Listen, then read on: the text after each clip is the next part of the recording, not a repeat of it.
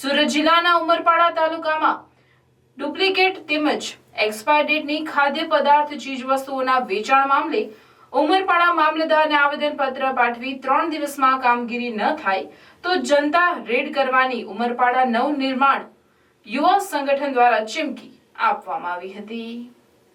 છેલ્લા ઘણા સમયથી ઉમરપાડા વિસ્તારના કેવડી ઉમરપાડા મુખ્ય બજારોમાં ગ્રામ્ય વિસ્તારોમાંથી મોટી સંખ્યામાં લોકો ખરીદી કરવા આવતા હોય છે, ત્યારે કેટલાક દુકાનદારો પૈસા કમાવવાની લાલચમાં લોકોના આરોગ્ય સાથે ખિલવાડ કરતા નજરે પડી રહ્યા છે।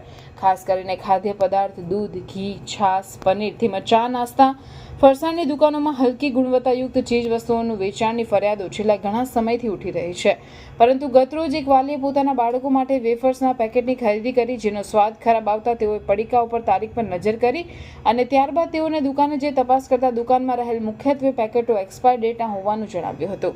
જોકે ત્યારબાદ જાગૃત નાગરિક દ્વારા સમગ્ર બાબતે વિડીયો બનાવી વિડીયો વાયરલ કર્યો અને આવા દુકાનદારોથી ચેતી જવા તેમજ ચીજ વસ્તુઓની ખરીદી બાબતે સાવચેતીથી ખરીદી કરવા અપીલ કરી હતી।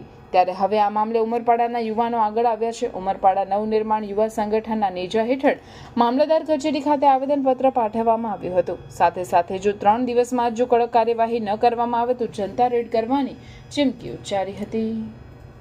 આવેદનપત્રમાં એવું હતું કે ઉમરપાડામાં ઘણા ટાઈમથી લોકોની ફરજ હતી કે ઉમરપાડામાં એક્સપાયરી ડેટવાળું વેચાણ ચાલુ છે, તેમજ અનાજ જે અત્યારે બિયારણ જે વેચાણ થાય છે એ પણ ડુપ્લિકેટ બિયારણ વેચે છે। જેથી અમે આજે આવેદનપત્ર આપ્યું છે અને 2 દિવસનું અલ્ટિમેટમ આપ્યું છે। જો 2 દિવસમાં જો આમાં એક્શન નહીં લઈ તો અમે જનતા રેડ કરીશું।